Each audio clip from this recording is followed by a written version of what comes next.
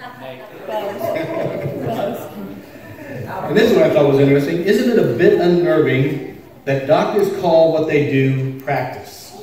And also lawyers too, right? Yeah, that's what I thought. Here's another one. What do you do when you see an endangered animal eating an endangered plant? I wonder. Why, when it rains, why don't sheep shrink? That's what others do. When companies ship styrofoam, what do they pack it in? Why is the word abbreviation so long? Why is a boxing ring square? That's true. Good question. Right? Why is the time of day with the slowest traffic called rush hour? Doesn't make you say, If it's 0 degrees outside today and it's supposed to be twice as cold tomorrow, how cold is it going to be? And if you ate pasta and antipasta at the same time, would you still be hungry? And if peanut butter cookies are made from peanut butter, then what are Girl Scout cookies made out of? Are there cemetery workers that don't work the graveyard shift? Think about it a minute. And here's our political one of the day. If con is the opposite of pro, is Congress the opposite of progress? And then something, the last one to make you say, go ahead and put it up on the screen.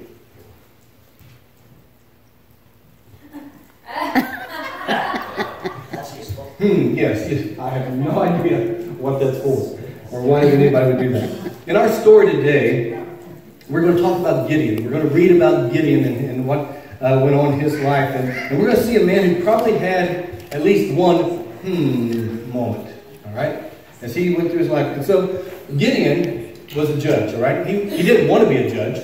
Matter of fact, when he was first called by God, he did like a lot of people did. He tried to come back out and he said, I'm from Manasseh, one of the smallest tribes, and I'm the least of my clan. Just trying to kind of say, I'm not the person you want, God. But God kept after him, and he kind of accepted it. He wanted a sign. And you remember the one sign he wanted to know if God really wanted him to do what God said he wanted him to do. And he says, God, if you want me to do this, then here's what I'm going to do. I'm going to put a fleece out in the yard, and I want you to make it wet in the morning, and all the ground around it be free of dew. Just put dew on the fleece and make the ground all around it dry.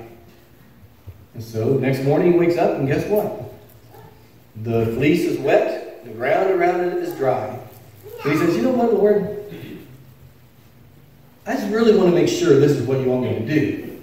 Okay? So here's what I want you to do this time. I'm going to put the fleece out again. This time you keep the fleece dry and make the ground around it wet. And of course he woke up the next morning, and guess what? The fleece was dry, the ground was wet. See, God wanted him to do what he had called him to do. And so we get into Judges chapter 7, and we read about what God really wanted him to do. And so let's start with this. It says, early in the morning, Jerubbaal. By the way, let me just mention why he was called that. That means to contend with Baal. The reason is because after God called him, he went up and destroyed his father's altar to Baal. And the people wanted to come up and fight with him. And his father said, well, if Baal wants to be upset about this, let him be the one who deals with it. And so that's why they said, he who contends with Baal. That's basically what the name means. And so that's why they called him that. But early in the morning, Jerubbaal, that is Gideon, and all his men camped at the spring of Harod. The camp of Midian was north of them in the valley near the hill of Moreh. See, what was going on here is the Midianites had come in. They'd come in and were going through the nation and causing all kind of problems, and God was sending Gideon with an army to overcome them. And so going on with verse 2, it says, the Lord said to Gideon, you have too many men for me to deliver Midian into their hands, in order that Israel may not boast against me, that her own strength has saved her. Announce now to the people, anyone who trembles with fear may turn back and leave Mount Gilead. So 22,000 men left, while 10,000 remained. But the Lord said to Gideon, there are still too many men. Take them down to the water, and I will sift them for you. If I say this one shall go with you, he shall go. But if I say this one shall not go with you, he shall not go. So Gideon took the men down to the water. There the Lord told him to separate those who lap the water with their tongues like a dog from those who kneel down to drink. 300 men lapped with their hands to their mouths. All the rest got down on their knees to drink. The Lord said to Gideon, with the 300 men that lapped, I will save you and give the Midianites into your hands. Let all the other men go, each to his own place. So Gideon sent the rest of the Israelites to their tents, but kept the 300 who took over the provisions and trumpets of the others. Now the camp of Midian lay below him in the valley. During that night the Lord said to Gideon, get up and go down against the camp, because I am going to give it into your hands. If you are afraid to attack, go down to the camp with your servant Purah and listen to what they are saying. Afterward, you will be encouraged to attack the camp. So he and Purah, his servant, went down to the outposts of the camp. The Midianites, the Amalekites, and all the other eastern peoples had settled in the valley, thick as locusts. Their camels could no more be counted than the sand on the seashore. Gideon arrived just as a man was telling a friend his dream. I had a dream, he was saying. A round loaf of barley bread came tumbling into the Midianite camp. It struck the tent with such force that the tent overturned and collapsed. His friend responded, this can be nothing other than the sword of Gideon, son of Joash, the Israelite. God has given the Midianites and the whole camp into his hands. When Gideon heard the dream and its interpretation, he worshipped God. He returned to the camp of Israel and called out, get up, the Lord has given the Midianite camp into your hands. Dividing the 300 men into 3 companies, he placed trumpets and empty jars in the hands of all of them, with torches inside. Watch me, he told them. Follow my lead. When I get to the edge of the camp, do exactly as I do. When I and all who are with me blow our trumpets, then from all around the camp blow yours and shout, for the Lord and for Gideon. Gideon and the 100 men with him reached the edge of the camp at the beginning of the middle watch, just after they had changed the guard. They blew their trumpets and broke the jars that were in their hands. The 3 companies blew the trumpets and smashed the jars, grasping the torches in their left hands and holding in their right hands the trumpets they were to blow. They shouted, a sword for the Lord and for Gideon. Well, each man held his position around the camp. All the Midianites ran, crying out as they fled. When the 300 trumpets sounded, the Lord caused the men throughout the camp to turn on each other with their swords. The army fled to Beth-Shittah toward Zererath, as far as the border of Abel-Maholah, near Tabbath. Okay, let's stop there. An interesting story. And when you think of things that make you say, I'm sure Gideon had one of those moments when God was talking to him and helping him to get his army together. And I think we can learn 3 things from this story. First thing is that incredible faith is trusting God even when things don't make sense. If I were Gideon, I'd be wondering what God was doing. I'm getting ready to fight an army. This army was about 135,000 strong. And so if you do a little bit of math there and see how many men were with him to begin with, it says 22,000 left, that left 10,000. That meant they were already outnumbered quite a bit, almost 3 to 1. There was about 32,000 of them compared to 135,000. That's quite a bit. Almost 4 to 1, isn't it? They're outnumbered. But God says there's too many men. I'm Gideon. I'm sitting there thinking, okay, if this is too many men, what are we going to do? And then he loses 22,000 men. He's watching them go. But he's thinking, well, maybe it's better to have men who really want to be here, who really want to fight, who are confident. And so he probably thinks that's okay. But then he says, all right, take them down the water. Let's see what happens when they drink. And if anybody got down and just put their face in the water and lapped it like a dog, they went home. And those who got down and pulled the water up to their mouth, they were the ones that stayed. And you remember the number? 300. 300 men were all that was left. They're the only ones. We always wonder, why did God pick those men? What was the difference? Maybe it's because they were more alert, because they pulled the water up and they were still able to look around. So maybe that's why, but we don't know for sure.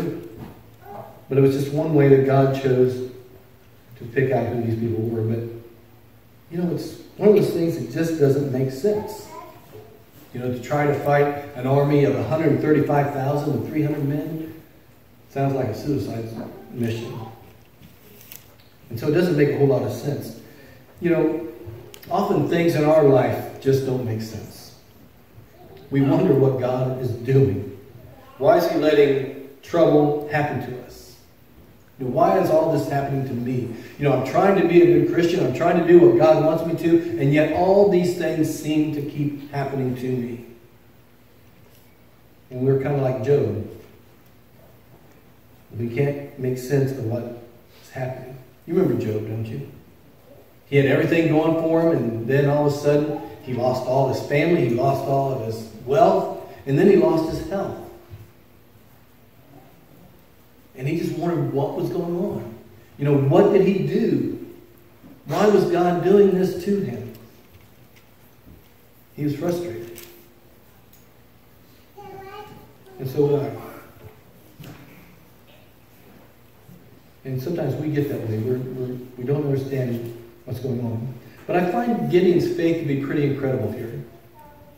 Because he doesn't seem to worry about it. If it was me, I'd probably be trying to find some way to get out of it. But I guess he saw God doing the signs that He'd asked him to perform. And so since God could do those, I guess he was trusting God at that point to do whatever it took to bring them victory. He was ready to trust whatever God did. And I think we need to remember the ways that God has provided for us. When things don't make sense, when it seems like nothing is happening, maybe we need to go back to a time when things did make sense. When we can see God working in our life, and we can remember the things that have happened that were good for us.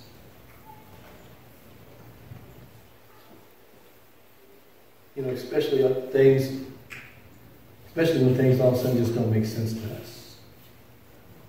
A few weeks ago, we quoted a verse, and I think it's appropriate today also. Romans 8:27 says this: "We know that all things work together for the good of those who love God, those who are called according to His purpose."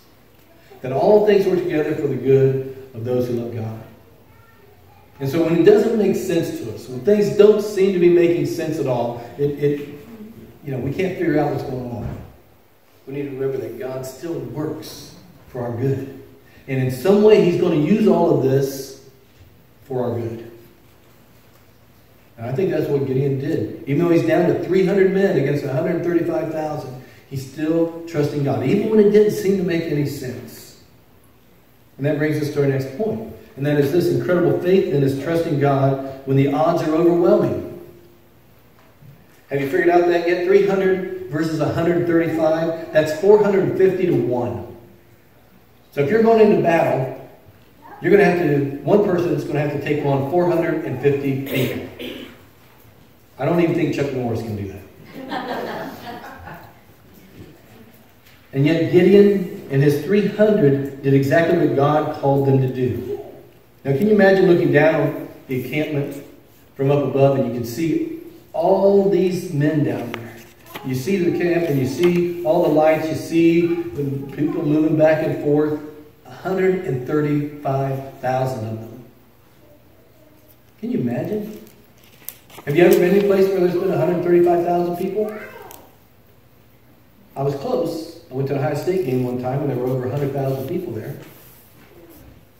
That's a lot of people. And I can't begin to imagine what 300 guys could do against that many.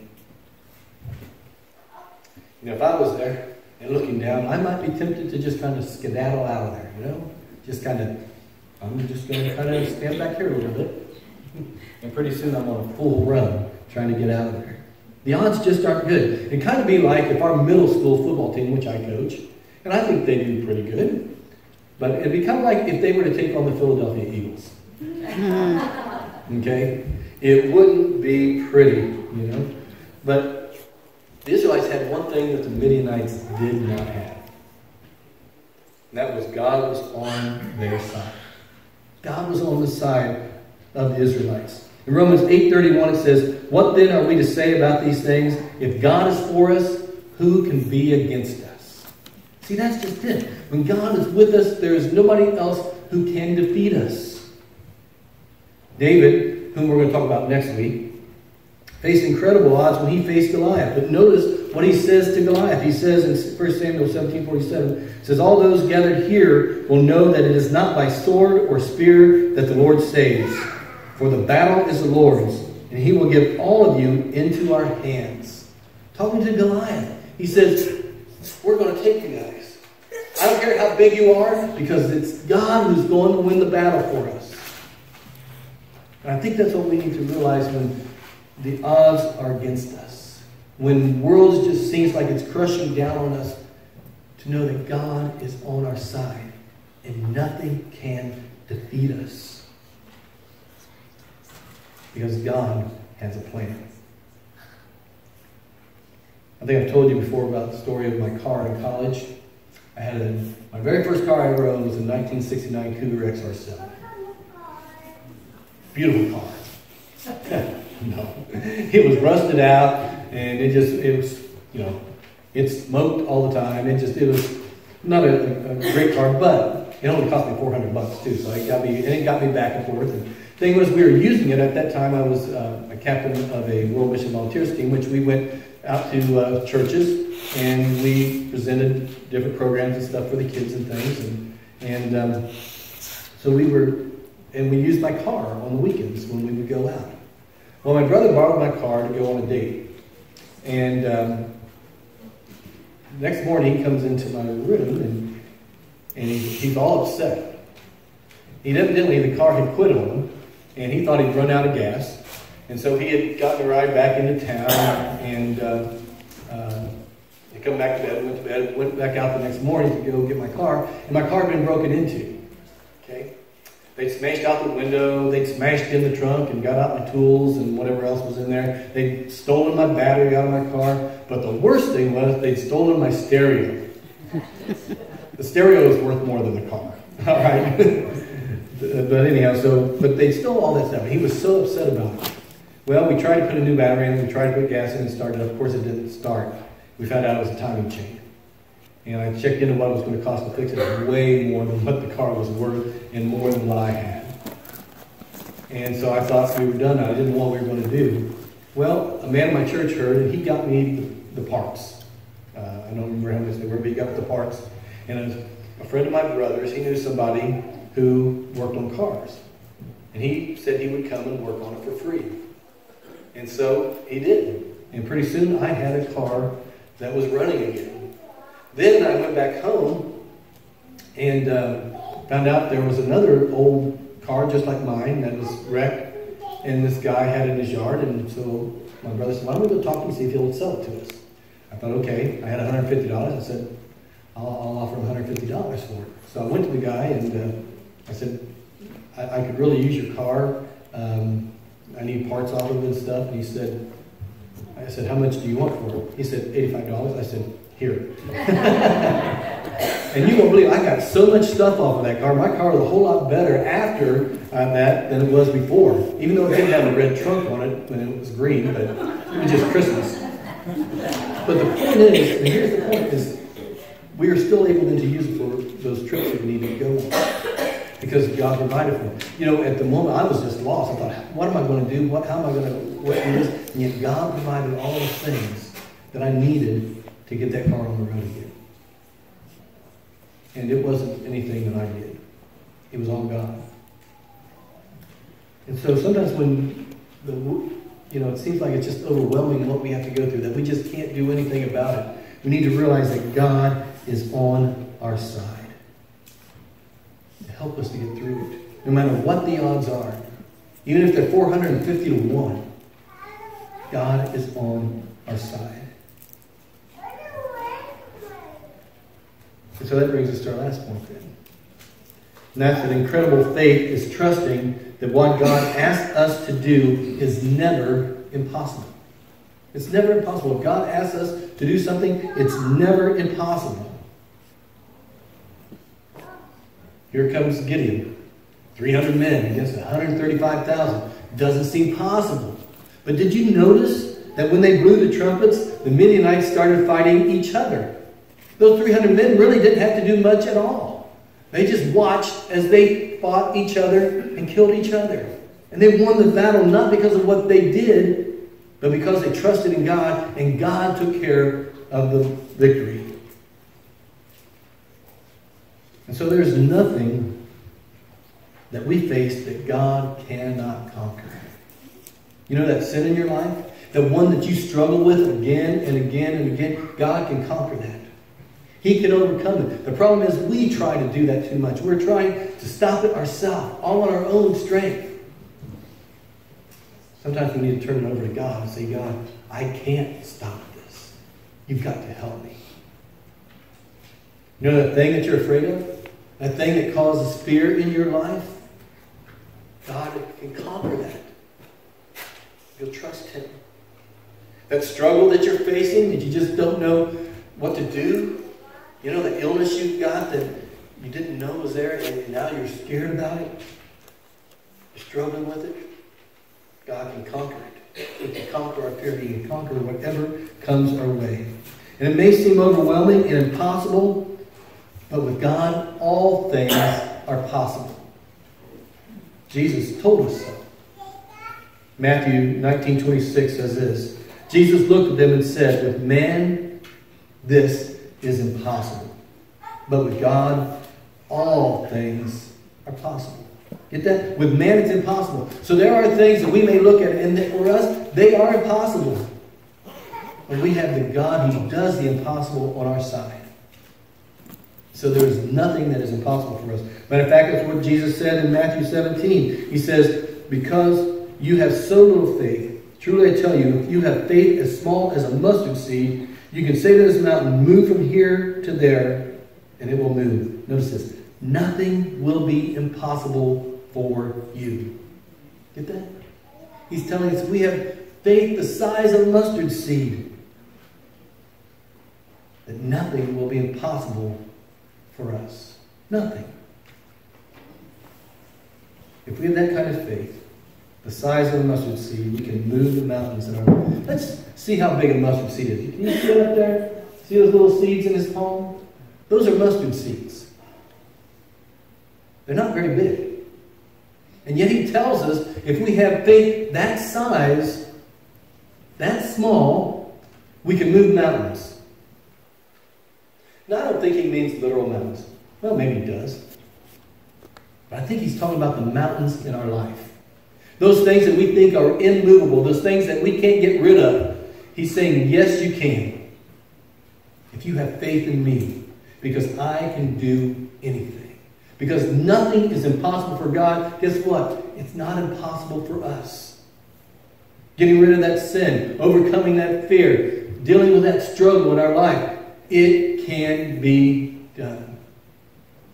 It can be overcome. We can do what seems impossible because with God, nothing is impossible. Incredible faith is something we can all have. Every one of us here can have that incredible faith because it's the size of a mustard seed. Sometimes we think we just don't have enough faith, that we don't have a big enough faith. Jesus says it doesn't have to be that big. But I think as we trust in Him, and as we allow Him to do the impossible in our life, to do those things that bring together good for us, our faith will increase. It will grow. And as it grows, we'll be able to do even more and more and more. So don't let the things that don't make sense cause you to lose faith. When the odds seem stacked against you, know that God is working for you to bring victory in your life. You may not understand it. You may not understand how, but He is. If you'll just trust Him. If you'll just trust Him. And it starts by just doing a small thing. It's interesting that when God was choosing men, He chose them from one small act. You know, by just going down and bringing the water to their mouth. One thing that they had to do to be chosen to be God's army. against the Midianites. And you know what? To be part of God's family, God asks us to do one thing. And that is come to Him. To come to Jesus. To accept what Jesus Christ has done for you. And that's what you do to be accepted into His family. Become a part of His family. So that you can have the impossible done in your life. So we're going to sing our song commitment. We're going to sing I Surrender All, because that's where it starts. It's by not trusting in yourself, by not worrying about whether it makes sense or not, but it's by trusting in God and surrendering your will to Him. Surrendering your whole self to Him. And so He's asking you today, do you have that little faith to come to me, to trust me, to take your life and to change it, to give you life everlasting, to forgive you of all the sins that you have? You have that. You trust Him. Are you willing to surrender yourself today to Him? Let's stand, and if you've got that decision to make, or you get anything that's bothering you, this is time to leave. Won't you come?